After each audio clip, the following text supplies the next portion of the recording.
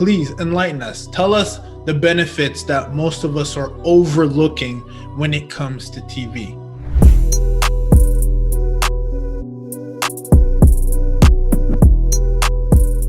Well, first of all, to finish the answer to your question, is TV dead? You think about it. Older people grew up watching TV.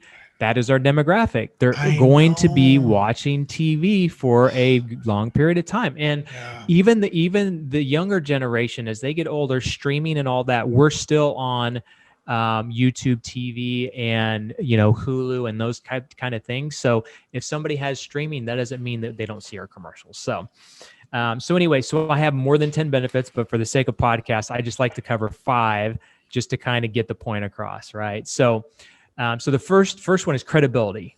If you think of all of the big brands that chances are you've seen them on TV, right? You've seen, I like to talk about cereal commercials. Those are the easiest ones. Tony the Tiger, you're great. Or they're great. Lucky Charms, magically delicious, right?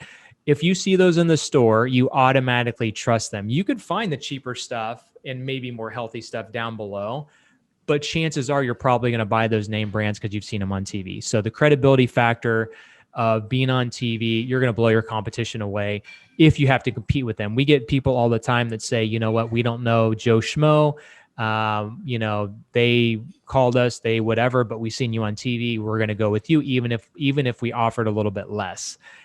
We've sent postcards the same time some other people have, and they're like, we called you and only you because we know you from TV. And a lot of our clients throughout the country are now saying the same thing, that they're getting the same feedback. So just a ton of credibility. People feel like they know you once they see you on TV, right?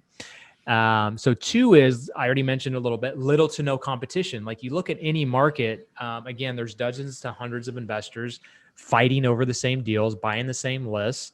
And TV, there's very little competition. So in any market, you could have probably another 5 to 10 people on TV and still not saturate the market. So there's a lot of room for it.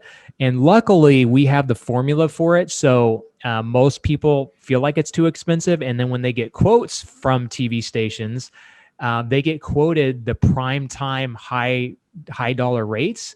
So it makes it impossible for most people to get on TV because they think it's really expensive, when if they have the formula like we do, we know what works, and it's usually the cheap stuff. So we get people on the air very inexpensive, and we buy the cheap stuff. So there's little to no competition because of the barrier of entry. It's very, very high.